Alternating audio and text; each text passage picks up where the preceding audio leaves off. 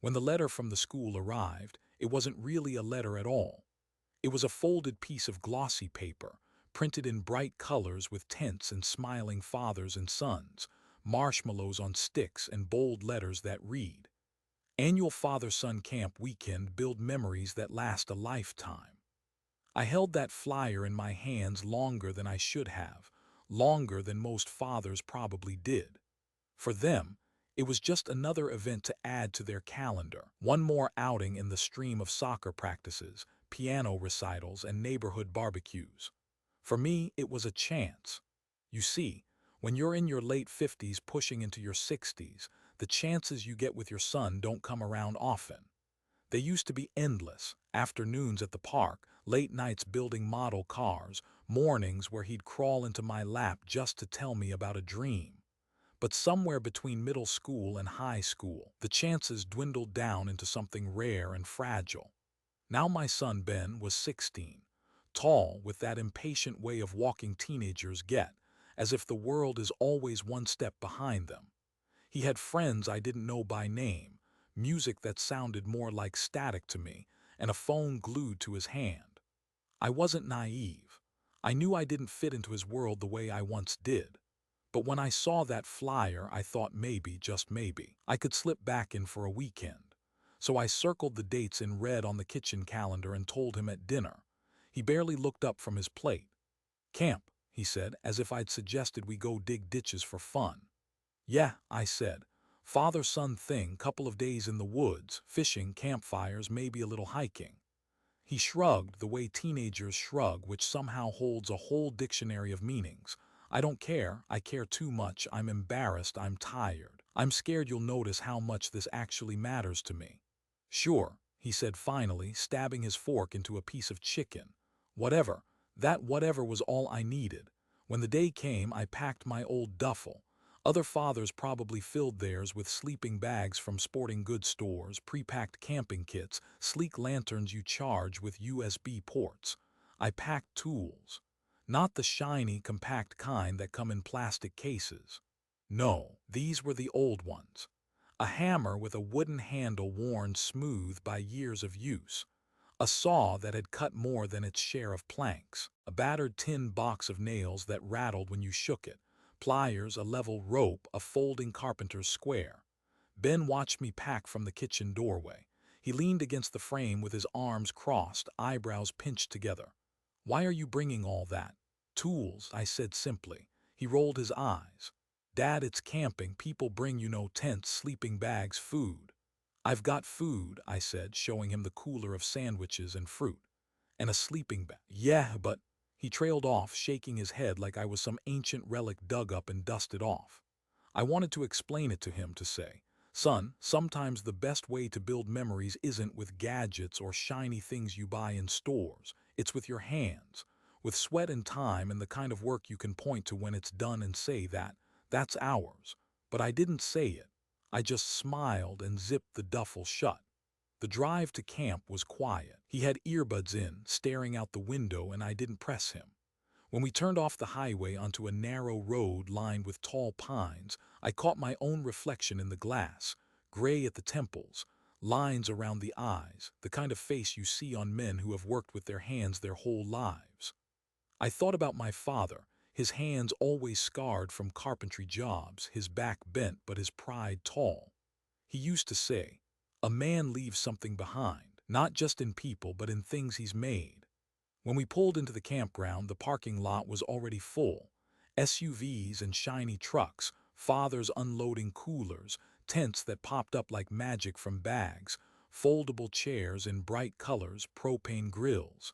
The air was alive with chatter and laughter. I slung my duffel onto my shoulder and felt the weight of the tools clank against each other. Heads turned. I caught a couple of dads exchanging smirks. One even chuckled under his breath. Ben noticed too. He stiffened beside me. "Dad," he muttered. "Seriously." "Seriously," I said, and kept walking. We registered at the camp table, got our map, and headed toward our assigned spot. Most of the fathers and sons were already setting up, poles snapping together, nylon tents rising like balloons. Some had those massive tents with separate rooms, big enough for a family of 6. We reached our little patch of grass and dirt under the pines. Ben dropped his backpack and looked at me expectantly. "So, where's the tent?" he asked. I opened the duffel, the smell of old wood and iron drifting up. I pulled out the hammer. He groaned. "Oh my God!" Around us, laughter spilled out again. I heard one father say to another, "Guess someone forgot what century we're in." Another chuckled. "Hope he doesn't start building a log cabin." Ben's ears burned red. He turned away, pretending to check his phone. And me, I just gripped that hammer a little tighter, let the weight of it steady me. I know some of you watching this or listening to my story, you've been there. Maybe not with a hammer and nails, but with something you carried into a room that made everyone else laugh. Maybe it was your accent, or your clothes, or your ideas. Maybe it was the way you loved your kids too openly when others thought it was uncool. If you've ever been laughed at for the way you love, then stick with me through this story, because I promise you, it doesn't end with the laughter. And if you're the kind of person who believes that sometimes the old ways still have a place in the new world, well, you're in the right place. So while you're here, do me a favor. Hit that like button if you've ever felt out of place but kept going anyway. And subscribe if you believe family stories, real ones, still matter in a world full of noise. Because what happened at that camp, what I built, what my son and I found together, it changed everything. And it all started with that hammer in my hand and a dozen people laughing behind my back. The sound of laughter doesn't always come in big waves. Sometimes it's quiet, tucked between words like a cough trying to disguise itself. Sometimes it's the tilt of a head, the narrowing of an eye, or the slight smirk at the corner of someone's mouth. I felt all of it that first afternoon. I wasn't an unfamiliar sight at the school. I'd been the dad who fixed the broken bench on the playground one spring, the one who hammered the loose steps behind the gym. I was the man who showed up with calloused hands while other parents arrived with store-bought donations. I never thought of myself as out of place. But in that campground, with my duffel of tools instead of sleek tents, I may as well have been wearing overalls at a black-tie dinner. Ben kept his distance from me, fiddling with his phone, but I could see him stealing glances at the other fathers. They were dressed in crisp outdoor gear, hiking boots that still looked brand new, hats with expensive brand logos. They laughed easily, swapped stories about vacations to resorts or ski trips. And then there was me, kneeling in the dirt, pulling out a rope that had frayed edges, trying to find a good tree branch to anchor it to. One father passed by, carrying a cooler so big it looked like it could store half a cow. He smiled at me, but it wasn't kindness. It was that thin smile that says, "I'm amused at you, not with you." "Planning on building a fort?" he asked. "Something like that," I replied. He chuckled, shook his head, and moved on. Dinner that night was worse. The camp provided a communal fire pit for those who didn't want to cook, but many fathers brought their own grills and setups. The air smelled like sizzling burgers, seasoned chicken, hot dogs roasting on sticks. Fathers handed their sons plates piled with food, soda cans cracked open with the hiss of carbonation. I opened my cooler and pulled out what I had packed: ham sandwiches wrapped in wax paper, a container of potato salad, a small bag of apples. It wasn't fancy. It wasn't meant to be. Ben looked at it and sighed. "Seriously, Dad," he whispered, glancing at his friend Jacob, who was sitting nearby with a full plate of barbecue. "What?" I asked. "It's food." "Yeah, but it's—" He stopped himself, shaking his head. I knew the rest of the sentence anyway. "It's embarrassing." So we ate quietly, just the two of us on our patch of dirt, while laughter and smoke and music drifted over from the other families. Ben barely touched his sandwich. I finished mine slowly, chewing each bite like it was heavier than it should have been. When the sun went down, campfires lit up the clearing. Fathers told stories, some exaggerated for effect, some so rehearsed they felt like they'd been saving them for this moment. Kids laughed, roasting marshmallows, their faces glowing in the firelight. I sat back on a log, my son beside me, and listened. Not to their stories, but to the silence between mine and his. It's a strange thing being a father. You spend years trying to teach your child how to walk, how to talk, how to ride a bike, how to tie his shoes. And then one day, without warning, you realize the lessons have changed. You're no longer teaching the basics of survival. You're teaching him how to see you. And that night I could tell Ben saw me as less. He saw the laughter, the sandwiches, the worn tools. He saw me not fitting in. And part of him, the part that wanted to belong to the noise and the firelight, wished he had a different father just for that weekend. The thought cut deeper than I care to admit. Later, when most of the fathers and sons had retreated into their tents, I sat awake on the log.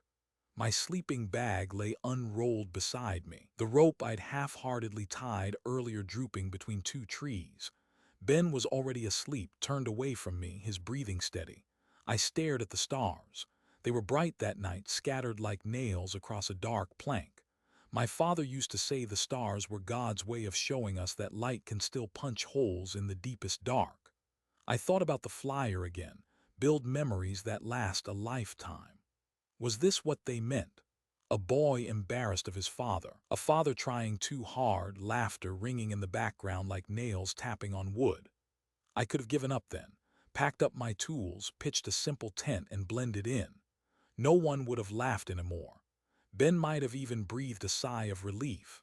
But something inside me, the same something that kept me working long nights in my garage, repairing old furniture just because I believed broken things deserved another chance, that something whispered, no, don't stop here. The next morning I rose before dawn. The camp was quiet, dew glistening on the grass, smoke from last night's fires hanging low like ghosts. I walked to the edge of the woods, breathing in the smell of pine and damp earth, and I made a decision. If they thought I was here with my tools for no reason, they were wrong. If they thought laughter would stop me, they didn't know the first thing about me. I wasn't going to build a tent. I was going to build a home. Not a permanent one, of course, but something real, something sturdy. Something my son could step into and say, my father made this with his own hands. I pictured it in my mind, walls of branches, a roof sloped with pine boughs, a doorway wide enough for the two of us to walk through together. It wouldn't be polished, it wouldn't be perfect, but it would stand. I returned to our spot, picked up my hammer and began. The first strike echoed through the quiet morning, a sharp metallic thud against wood. Birds startled from nearby branches. My hands felt alive again, as if the years had fallen off and I was a younger man building something that mattered. Ben stirred in his sleeping bag, groggy, confused. "Dad, what are you doing?" he mumbled. "Building," I said simply. He sat up, rubbed his eyes, and frowned. "Everyone's gonna laugh." "Let them," I said, raising the hammer again. By mid-morning, fathers emerged from their tents. They watched me curiously, some shaking their heads, some chuckling. One even muttered loud enough for me to hear, "Guess he's serious about that log cabin." Ben pulled his hoodie over his head as if hiding from the scene. My heart tightened, but I didn't stop, because sometimes the only way to teach your son strength is to show him what it looks like when the world tries to weaken you. And that was the beginning. The laughter was still there, but so was I, and I had no intention of stopping. If you want to know how far apart a father and son can feel, don't look at the big things. Don't look at the arguments about curfews or grades, or the way voices rise when patience runs thin. Look instead at the quietest moments, the times you're supposed to be closest. A shared meal, for example. The next morning after I'd started my so-called project, the campground was alive with the smell of breakfast. Fathers were already gathered around portable stoves, frying bacon that crackled in the pans. Some had coolers that seemed to produce food endlessly, pancake mix, syrup, cartons of orange juice. The boys circled like hungry wolves, laughing, grabbing plates, comparing what their dads had brought. I opened my cooler. Inside, things were simpler. Hard-boiled eggs wrapped in napkins, bread for toasting over an open flame, a jar of peanut butter, a little tin of salt. It was what I had always considered enough. Food that filled your stomach, gave you energy, got you through the day. Ben stared at it, his face a mixture of disbelief and disappointment. "Dad," he said, "everyone else has, like, real food." "This is real food," I answered, peeling an egg with fingers that still ached from yesterday's hammering. "Protein, Carbs. It'll keep us going. He glanced over his shoulder at his friend Jacob, whose father was serving steaming plates of pancakes stacked so high they looked like towers. Butter melted over the edges, syrup dripping down like golden rivers. Jacob caught Ben's eye and grinned. Ben looked down, cheeks pink. Couldn't we have just brought something like that? I shrugged. I don't have a pancake griddle, but I do have these. I held up the eggs like they were treasures. He groaned. You don't get it. Maybe I didn't, or maybe I did too well. We sat on a log and ate quietly. Around us, kids laughed with their mouths full, syrup on their chins. Fathers poured coffee into stainless steel mugs, clinking them together like toasts. The smell of bacon drifted across the camp, rich and heavy, and our little breakfast of bread and eggs felt small. Ben took a single bite of toast and put it down. I'm not really hungry. Eat, I urged. You'll need it. He folded his arms. I said I'm not hungry. I let it go. Sometimes forcing a boy only drives him further away. So I finished my own food, chewing each bite slowly, listening to the sounds around me that weren't ours. The laughter, the clatter of plates, the easy conversations of fathers who seemed to know exactly how to belong. I could feel the invisible wall between me and Ben. A wall built not of wood or nails, but of embarrassment. Later that day, activities began. There were team games, three-legged races, canoeing competitions, even a talent show some of the boys were planning for the campfire that night. Fathers cheered for their sons, slapped each other on the back, made jokes loud enough for everyone to hear. I tried to cheer for Ben the same way. When he paddled in the canoe race, I clapped until my palms stung. But I noticed the way he flinched when I shouted his name, as if my voice carried the wrong kind of weight. Other fathers' cheers made their sons beam. Mine only made him row faster, eyes down, shoulders stiff. When his canoe tipped and he came out dripping wet, laughter erupted. Harmless, good-natured laughter, but Ben looked at me first as if my reaction mattered most. I smiled, offered him a towel. Happens to the best of us. He didn't take it. He walked past me, head low, muttering, "Just stop, Dad." That night, when the communal dinner came around, it was worse than breakfast. The smell of grilled steaks filled the air. Some fathers had packed coolers like they were hosting a feast for kings. Corn on the cob roasted over flames, foil packets of seasoned potatoes hissed in the embers.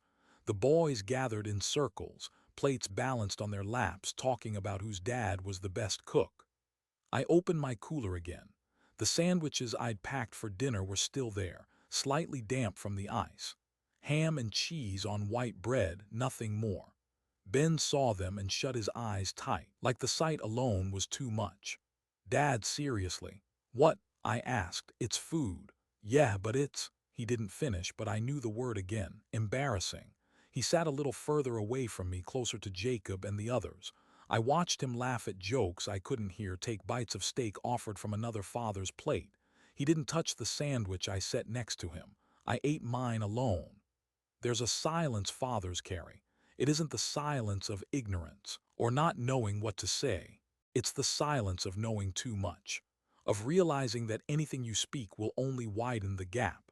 I chewed my sandwich and looked at the faces glowing in the firelight, fathers, sons together, and I wondered if Ben wished he belonged to one of them instead. It's a cruel thought, but one that sneaks in when your child looks at you with eyes that say, "Why can't you be like them?" But here's the thing, I wasn't like them, and I wasn't about to start pretending. That night, when Ben slipped into his sleeping bag, he faced away from me again. The moonlight came through the trees, painting silver lines across the ground. I lay awake, listening to the distant hum of voices fading as other camps quieted down.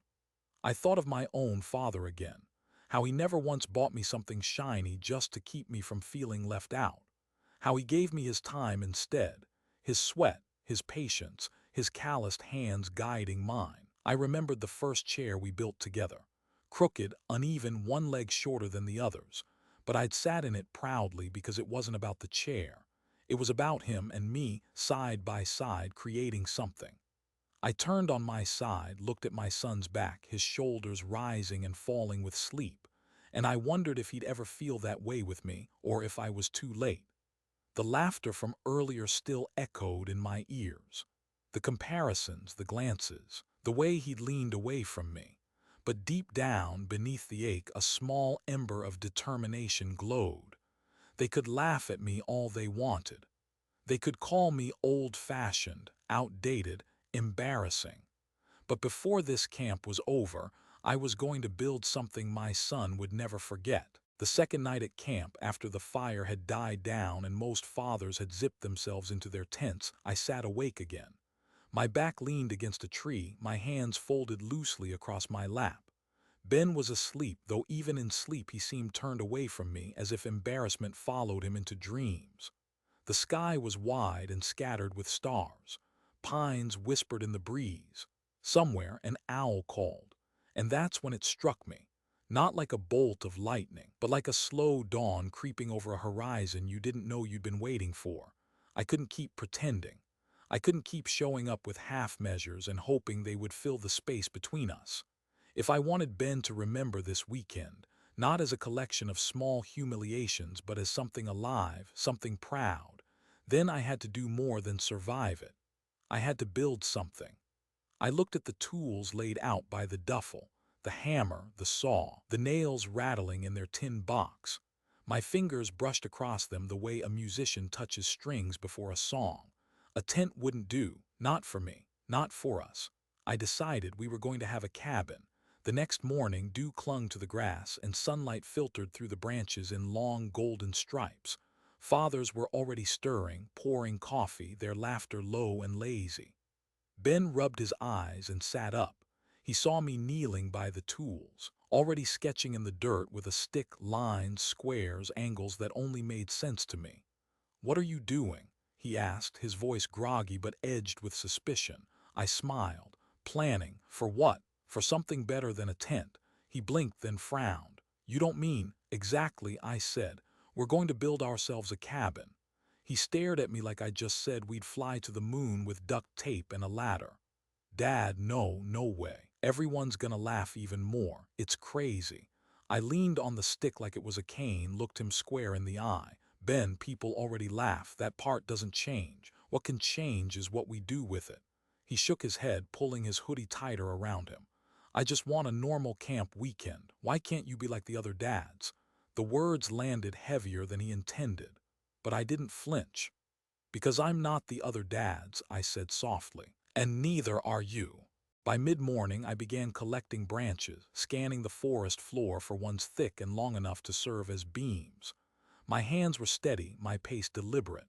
Each piece I dragged back felt like the beginning of a wall.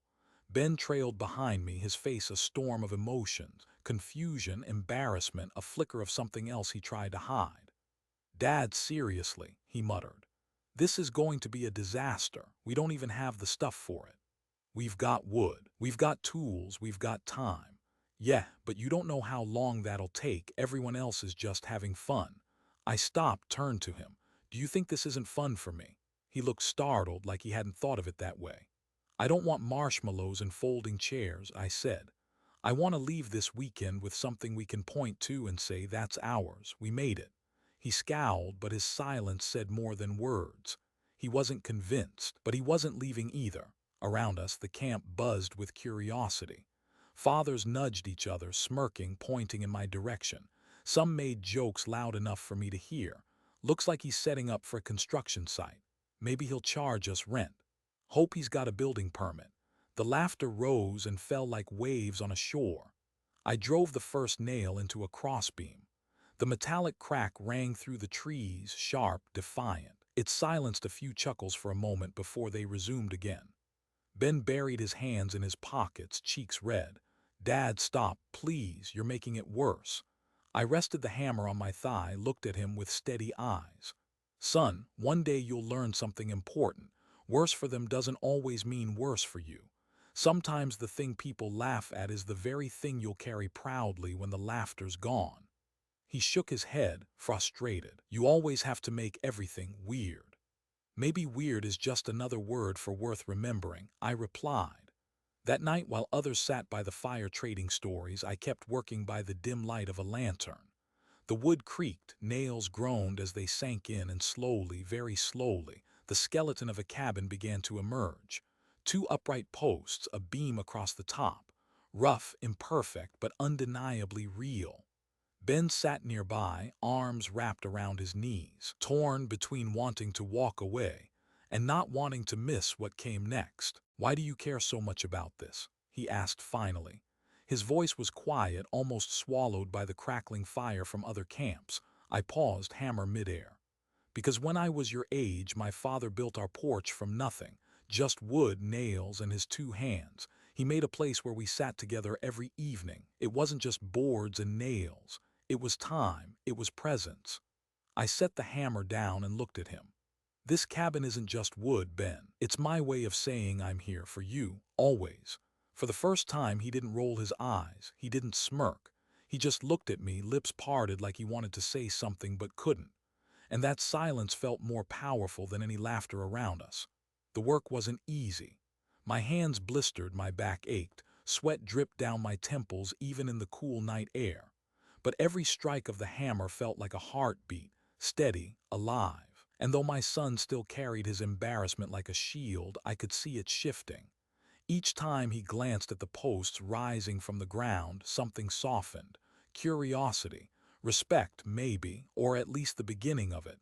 I knew the road ahead would be harder. The laughter would grow. The doubts would whisper louder. But the decision was made. We weren't here to camp. We were here to build. The thing about laughter is that it carries.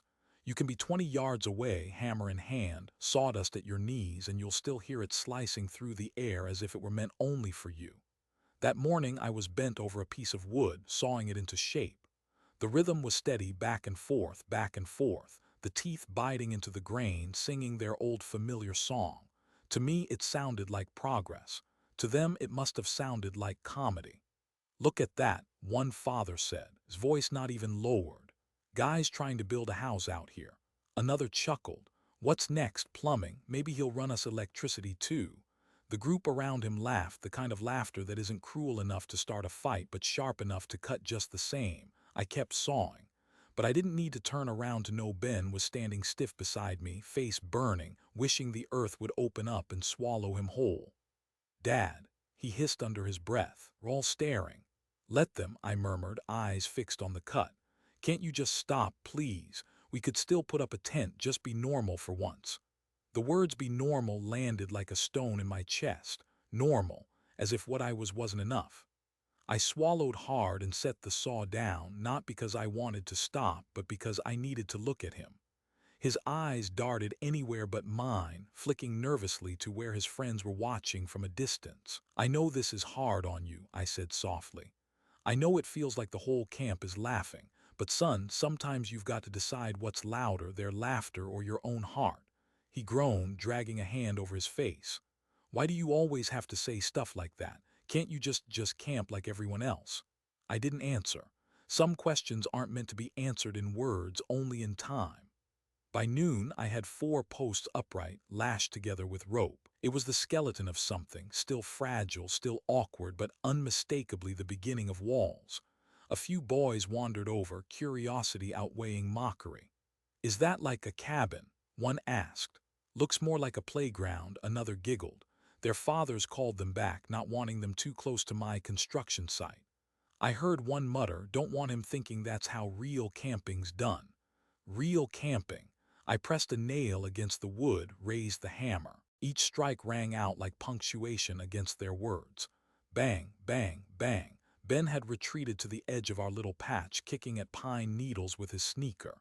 Every so often he shot me a look of sheer misery, the kind of look that said, "You're ruining me." And maybe in his teenage mind I was. But I wasn't building this for the fathers or for their approval.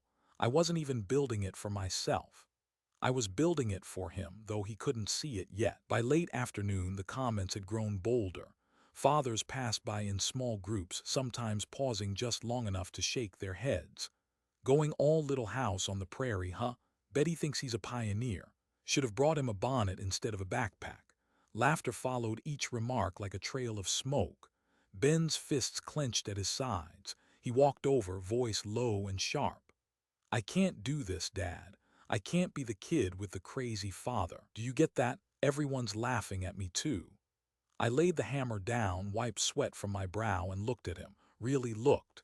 His jaw tight, his eyes bright with humiliation, but underneath fear. Fear of being different, fear of standing too close to me and catching the arrows meant for my back.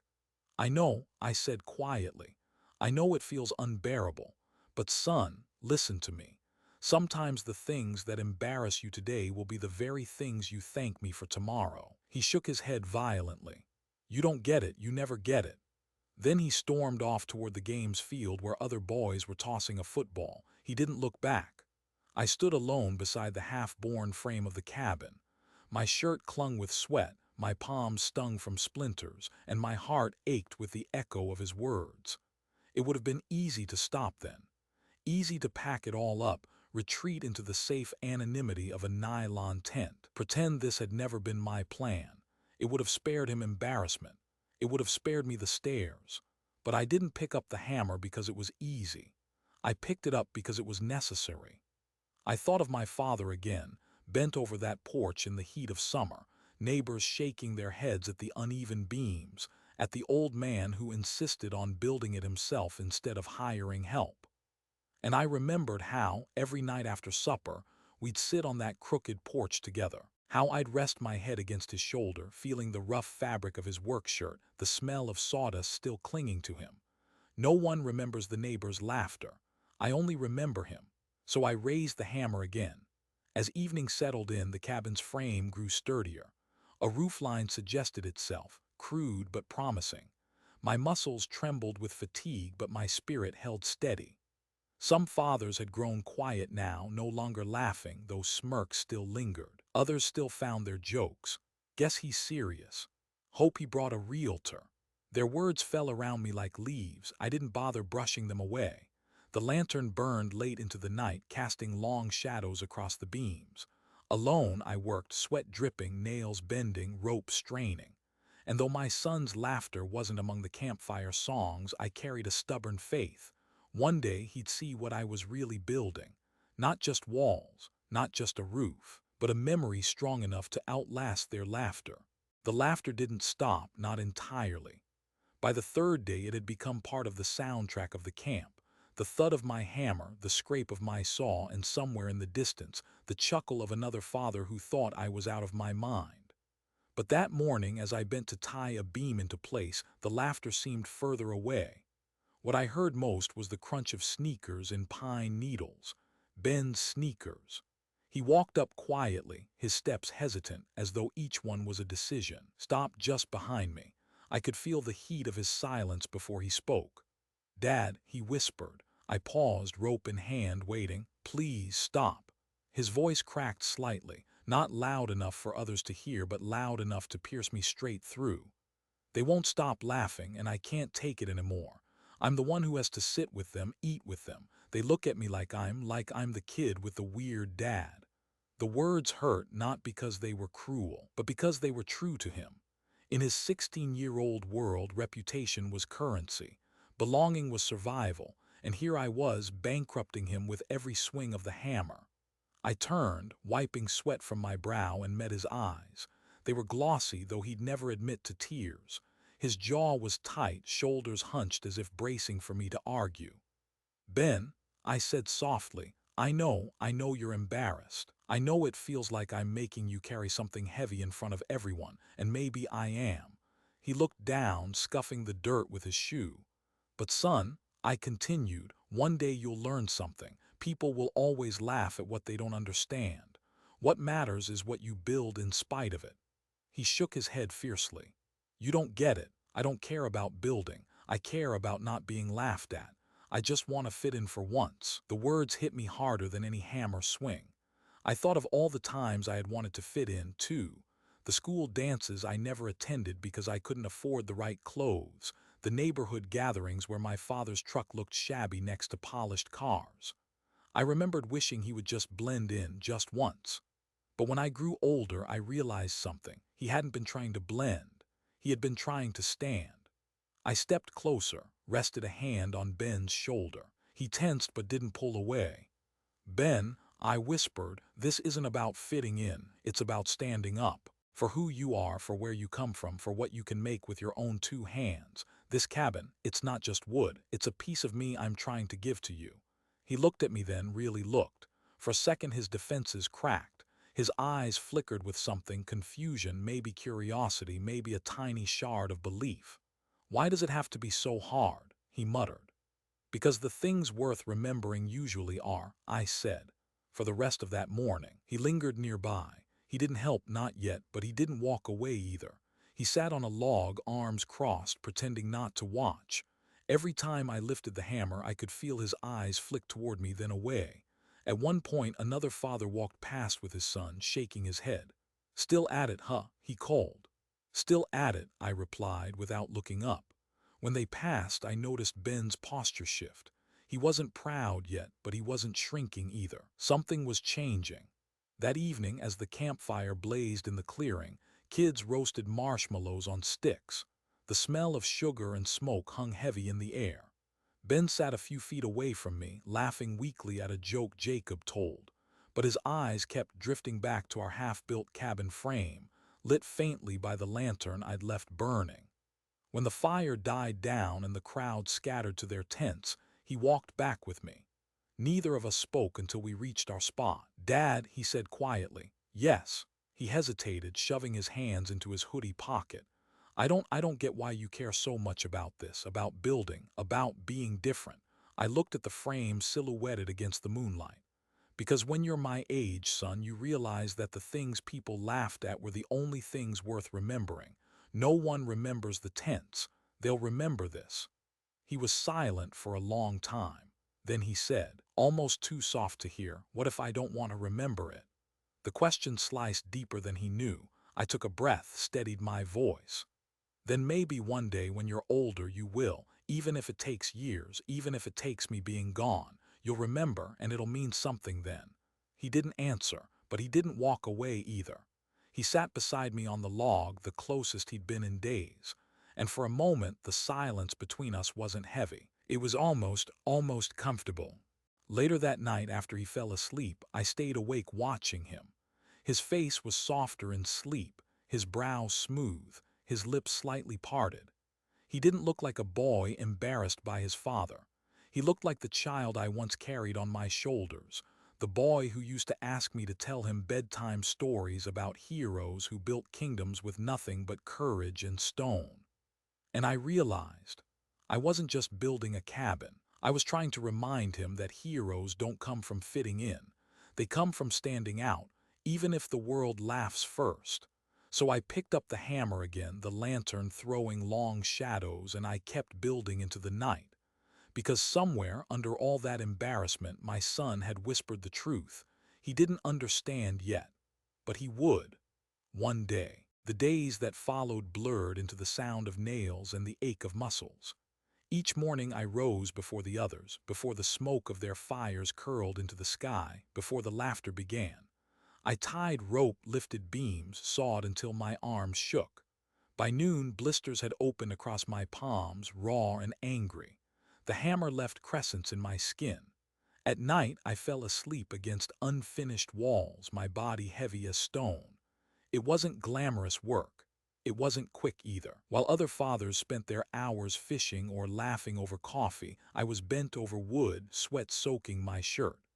They returned from hikes with their sons, snapping photos on smartphones while I squinted against the sun trying to line a crooked beam. And still, the laughter came. Not as sharp as before. Mockery tends to dull when it has to repeat itself, but steady like a background hum. A joke here, a smirk there. Sometimes I caught a boy mimicking me, pretending to swing an invisible hammer, and his friends doubled over. But the strange thing was, I minded less with every passing day, because while they laughed, the cabin grew. Slowly, stubbornly, but undeniably. Ben kept his distance at first. He joined in the camp games, tried to blend into the crowd, but I could see the way his eyes drifted back to me when he thought no one was watching. One afternoon, as I wiped sweat from my forehead with a rag, I caught him sitting on a nearby log watching me work. He didn't say anything, just sat, arms on his knees, face unreadable. "You're still here," I said without looking up. He shrugged. "Just resting." I drove another nail, the beam groaned but held. "Fair enough." For a while, the only sounds were the rhythmic thud of the hammer and the rustling of leaves overhead. Then he asked quietly, "Doesn't it hurt?" I glanced at my hands. They were raw, small beads of blood forming at the base of a blister. I flexed my fingers, wincing. "Yes," I said honestly. "Then why keep going?" His voice wasn't mocking anymore, it was curious, maybe even concerned. I set the hammer down and sat beside him on the log. For a moment I just breathed, letting the cool shade touch my skin. "When I was your age," I began, "my father, your grandpa, built our porch with his bare hands. Every evening after work he'd come home, wipe the sweat from his brow, and keep hammering until the sun went down. His hands bled too. His back ached, but he kept going." Ben looked at me sideways. "Why?" "Because he wanted something solid for us. A place to sit together, a place to belong. That porch wasn't perfect, it leaned a little to the left, the paint never quite stuck, but every night we'd sit there side by side. And I knew no matter how hard the world was, that porch was ours. That's what he gave me, not just wood, not just nails, time, presence." Ben didn't respond right away. He stared at the dirt, scuffing it with his sneaker. Then he said, barely above a whisper, "I don't remember him." I swallowed. "You were too young, but he'd have loved to see you. He'd have been proud." His face softened just for a moment, and in that moment I saw the boy who used to climb into my lap asking for stories, the boy who once believed my hands could build anything. The next day he came back again. This time he didn't sit as far. "You should wrap your hands," he muttered, glancing at the bandages I'd haphazardly tied. "Good idea," I said. He didn't say more, but he didn't leave either. He lingered while I sawed, sometimes handing me nails without being asked. Small gestures, quiet as whispers. By the third day he was holding one of the beams steady while I hammered it in place. He kept his head down as if helping me was a secret, but his grip was firm. "Straight," I said. "Hold it straight." "I am," he replied. I smiled. "You are." That evening, as the firelight painted the camp in orange glow, I caught him telling Jacob about his grandfather. "My dad said he built their porch all by himself," Ben said almost casually. "Like every night after work, didn't quit until it was done." Jacob raised his eyebrows. "Seriously?" "Yeah," Ben nodded. "Guess that's where he gets it from." He said it like an explanation, like he was beginning to understand. And I sat a little straighter, my chest warm, not from the fire, but from the sound of my son telling someone else my story, as if it mattered. The work was still hard. My muscles still screamed. The laughter hadn't died completely, but something had shifted. When I swung the hammer now, I wasn't just building walls. I was building a bridge back to my son. Every blister, every drop of sweat, every aching joint, it was the price of that bridge. And it was worth it. Because slowly, painfully, beautifully, he was crossing it. The morning sun came through the pines in streaks of gold, painting the unfinished frame of our cabin like some half-forgotten cathedral. I was on my knees, driving a nail into place when I heard footsteps behind me. I didn't look up. I assumed it was another father passing by, maybe ready with another joke. But then I heard a voice I hadn't expected. "Here," Ben said. I turned. He was holding the hammer. For a moment I just stared, as if my brain couldn't quite catch up with what my eyes were seeing. His fingers wrapped around the handle, awkward but determined. His face was set serious with just the faintest tremor of nervousness. "You can't hold it like that," I said gently. He frowned. "Then show me." And just like that something shifted. I stood, brushing sawdust from my jeans, and placed my hand over his. "Grip it firm, but not like you're strangling it. Let it move with you, not against you." He nodded, jaw tight, as if determined not to let me see how much this mattered to him. "Now," I said, holding the nail steady against the beam, "don't think about the whole cabin, just think about this one nail, one swing at a time." He raised the hammer, hesitated, then brought it down. The nail bent sideways. "Ugh," he groaned, frustration flashing across his face. I chuckled softly. "First time I ever swung one, I bent 3 in a row. Try again." He straightened the nail, adjusted his grip, and tried once more. This time it sank a little deeper. A third swing drove it nearly flush. He pulled back, breathless. "I did it." "You did," I said, clapping him lightly on the shoulder. "And tomorrow you'll do it better." For the rest of that morning he stayed with me. He fetched nails, steadied beams, even tried sawing under my watchful eye. He was clumsy, of course, his cuts weren't straight, his swings uneven, but none of that mattered. What mattered was that he was here, with me. Every strike of his hammer sounded different from mine, less certain, less steady, but together they made a rhythm. A rhythm of two hearts beating in sync after too long out of step. At one point he asked, "How do you know where to put everything? There aren't any instructions." I smiled. Some things don't come with instructions, you just trust what feels right. Wood has a way of telling you how it wants to fit together.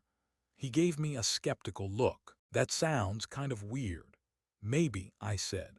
But sometimes people are like wood too. They look stiff, unyielding, but if you listen closely, you'll know how they fit into your life. He rolled his eyes, but I saw the corner of his mouth twitch like he was hiding a smile. That afternoon, as other fathers lounged in camp chairs, sipping sodas and swapping stories, we worked side by side. Some still laughed when they passed, but not as often. Some just shook their heads, muttering about wasted effort.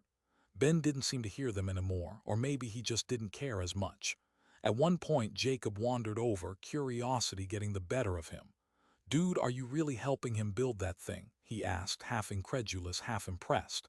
Ben shrugged, wiping sweat from his forehead. "Yeah, why not?" Jacob smirked. "It's not even a real cabin, it's just sticks and nails." "Maybe," Ben said. Then he added, almost under his breath, "but it's ours." My chest tightened, 2 words, but they were heavier than any beam we'd lifted. By evening the frame stood taller, sturdier. We had managed to add a crossbeam that gave the whole structure a sense of shape. When we stepped back, sawdust clinging to our clothes, Ben let out a low whistle. "It actually looks like something now," he said. "It does," I agreed.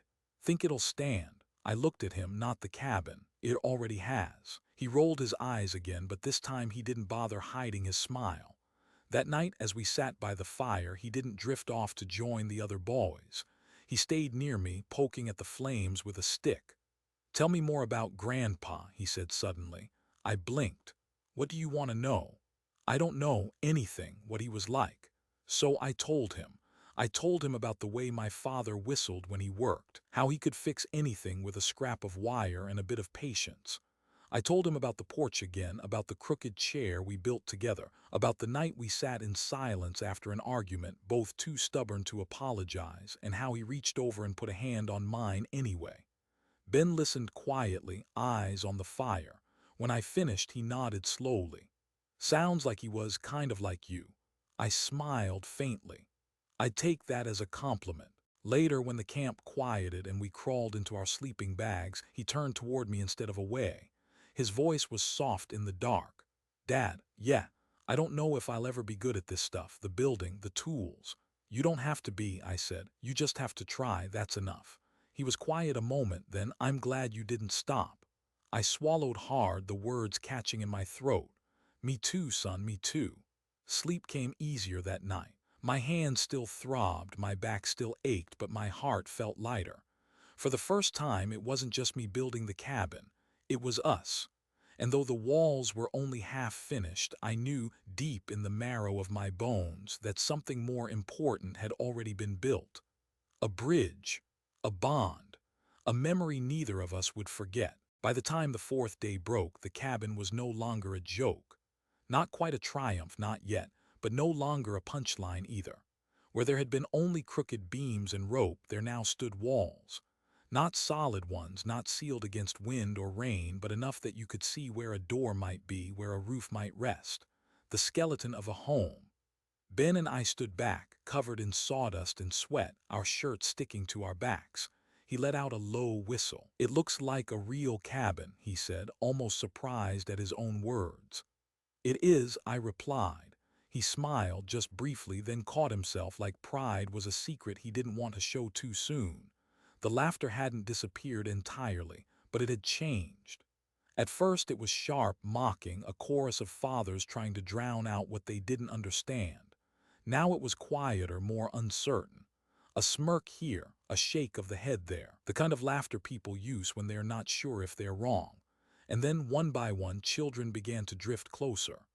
The first was a little boy, no more than 8, clutching a half-burnt marshmallow on a stick. He crept to the edge of our spot, eyes wide, and asked, "Are you really building a house?" Ben glanced at me, waiting to see how I'd answer.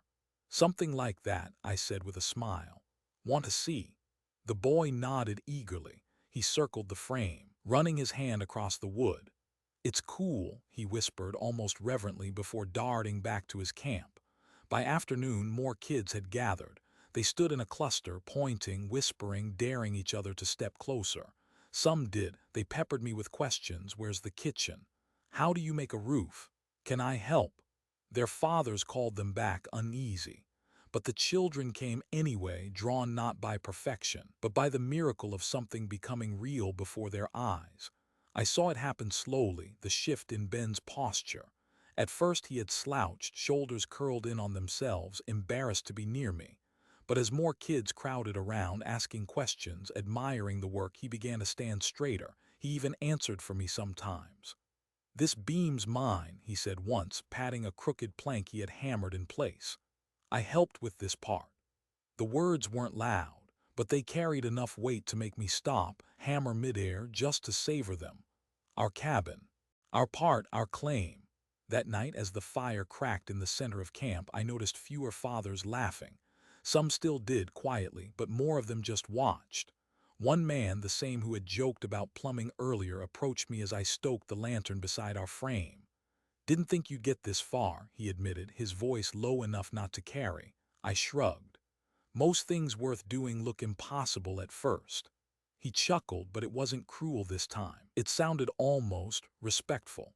The next morning, Ben woke before I did. I opened my eyes to see him standing at the frame, hammer in hand, tapping lightly at a nail. His face was scrunched in concentration, his tongue caught between his teeth the way it used to when he colored as a little boy. I lay still, just watching. It wasn't about the nail. It was about him choosing to lift the hammer without me asking. About him deciding this wasn't just my project anymore, it was ours. When he noticed me awake, he tried to play it off. "It was crooked," he said, shrugging. "Looked straight enough to me," I replied, smiling. He rolled his eyes, but I caught the grin he couldn't quite hide. By midday, the cabin had walls high enough to cast shade. We propped pine branches across the top beams, fashioning a roof of green needles and rough bark. It smelled like the forest itself, alive and earthy. When we stepped inside for the first time, ducking through the doorway we'd left open, Ben looked around, his eyes wide. "It feels different in here," he said. "Because it's ours," I replied. He nodded slowly, running his hand across the wall. "It's not perfect." "No," I agreed, "but it's standing." He smiled, this time without hiding it. By now, the laughter had been replaced by something else, curiosity. Fathers strolled past, pretending they were just taking a walk, but slowing down to glance at the cabin. Their eyes no longer held mockery. Some even carried the faint glint of respect they didn't yet want to admit. I didn't gloat. I didn't need to. The cabin spoke for itself. And so did my son's smile. That night, as the stars pricked holes in the sky, Ben and I sat inside the half-finished cabin. The lantern glowed against the rough wood, casting long shadows. "Dad," he said quietly, "do you think people will remember this?" I turned to him. "I don't know, maybe, but that's not the point." "Then what is?" I reached over, resting a hand on his shoulder. "That you will, that I will, and that's enough." He looked down, nodded once, and whispered, "Yeah, it is." By the fifth night, the cabin stood. Not polished, not perfect, but undeniable. 4 walls, a roof of pine and bark, a doorway wide enough for the two of us to duck inside.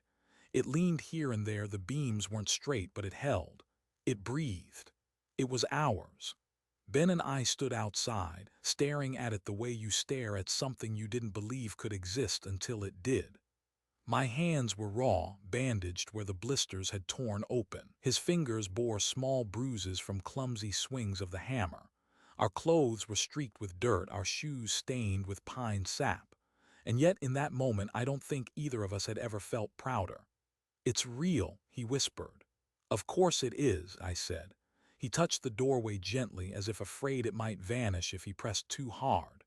When evening came, I pulled something from my duffel, a small, battered lantern. It was the same one my father used on our porch when the power went out, its glass clouded, its metal dented. I had almost left it at home, but some instinct told me to bring it. Ben eyed it curiously. Does that thing even work? Only one way to find out. We carried it inside. The air smelled of pine needles and sawdust, a raw, living scent. I struck a match, touched it to the wick, and the lantern flickered to life. Its glow spilled across the rough wood, painting the cabin walls with gold. Shadows danced long and thin, stretching into corners that hadn't existed yesterday. For the first time, our cabin wasn't just wood and nails. It was light. It was warmth. Ben sat cross-legged on the floor, eyes wide. It feels different in here now. Light changes everything, I said. Doesn't matter if the walls are crooked or the roof leaks. If you've got light, you've got home. He looked at me for a long time. Then quietly he said, I like it. My throat tightened. Two simple words, but heavier than anything I had carried all week. Outside, the camp had gathered by their fire. Laughter rose, but not the same kind as before. It was softer now, mingled with curiosity. One by one, people began drifting toward our cabin, lantern glow spilling through the doorway like an invitation. They stopped a few feet away, craning their necks, whispering. Children tugged at their fathers' sleeves. Some fathers folded their arms, unsure of what to say. Others simply stared, their smirks gone. One boy whispered, "It's like a real house." Another asked, "Can we go inside?" The fathers shushed them, but I caught the wonder in their eyes too. For once there was no laughter, only silence. The kind that falls when people realize something they dismissed has become something they can't ignore. I didn't say a word. I didn't boast, didn't gloat. I just sat in the doorway with my son, the lantern between us, its glow washing over our tired faces. Ben leaned back against the wall, his eyes half closed. "Feels like we're the only ones here," he murmured. "We kind of are," I said, "because this belongs to us, no one else." He nodded, resting his chin on his knees. "I'm glad we finished it." "We're not finished," I corrected gently. "A place like this is never finished. We'll keep adding to it one piece at a time. That's how life works too." He thought about that, then gave me a small smile. When the others finally drifted back to their tents, we stayed in our cabin. The glow of the lantern made the wooden walls seem taller, stronger. We talked quietly about school, about his friends, about things we hadn't spoken of in months. It wasn't deep. It wasn't perfect, but it was more than we'd had before. And as he lay back on his sleeping bag, staring at the lantern light flickering above him, I thought, this was it. This was the memory that would last. Not the laughter, not the embarrassment. This. A crooked cabin, a flickering lantern, a boy who finally said, "I like it," and a father who had never been prouder of being different. That night, as sleep pulled at my eyes, I realized something. We hadn't just built a cabin. We had built a place inside my son's heart where my love could live, where it could stand tall even when the world outside laughed. And for me, that was more permanent than any beam or nail could ever be. I thought the cabin story would end with the lantern glow. That was enough for me and my son, a crooked set of walls, and the quiet warmth of something we had built together. I didn't need more than that. But life has a way of shining light where you least expect it. The next morning, as we were tying pine branches tighter to the roofline, a woman walked into camp with a camera bag slung over her shoulder. She wore jeans and a jacket with a local news station's logo stitched on the breast pocket. A cameraman followed her, hoisting a tripod. At first I thought they were lost. What would reporters be doing at a father-son camp? Then she pointed, not at the game's field, not at the rows of neat nylon tents, but at us, at the crooked cabin standing stubborn among the pines. "That's the story," she said to the cameraman. "Let's set up." Within minutes, half the camp had gathered. Fathers who once chuckled now hovered at the edges, trying to act casual. Children darted closer, their excitement barely contained. Even the scout leaders, who had mostly left us alone, stood watching with raised eyebrows. The reporter approached me, smiling politely. "Sir, I'm with Channel 7 News. We heard there was a father here building a cabin by hand during the weekend campout. Mind if we ask you a few questions?" I hesitated, wiping sweat from my palms onto my jeans. Attention was never what I wanted. I built for my son, not for cameras. Ben stood beside me, though, eyes bright, chest lifted a little higher than usual. For once he wasn't shrinking into the background, so I nodded, sure. They asked me the usual things: why did you do this? How long did it take? What does it mean to you? I kept my answers simple. I brought tools because that's who I am. I wanted to give my son more than a weekend in a tent. I wanted to give him something we could build together. The cameraman zoomed in on my hands, the bandages still wrapped around raw skin. The reporter asked to see the inside, and we stepped through the doorway. The lantern still hung from the beam. Even in daylight, its presence gave the room a kind of quiet dignity. When the reporter turned to Ben, I expected him to shrink back. Instead, he straightened his shoulders. "My dad built this," he said. His voice cracked just slightly, but he didn't stop. Everyone laughed at first, but he didn't quit. And I helped too. The cameraman caught it all, the shy pride in his eyes, the way his fingers traced the beam he'd hammered. I felt my throat tighten. That was the story. Not me, not the wood, him. When the interview ended, the cabin was no longer just ours. It belonged in some strange way to everyone who had laughed and now stood silent. Fathers stepped forward, offering awkward nods. "Didn't think you'd pull it off," one admitted. "Looks solid." Another clapped me on the back. "My boy hasn't stopped talking about it, says he wishes we'd built something too." Children swarmed the doorway, peeking in, marveling at the rough-hewn walls like it was a castle. Their wonder was real, unfiltered. But through it all, I kept my eyes on Ben, because he wasn't embarrassed anymore. He was smiling, genuine, wide, unashamed.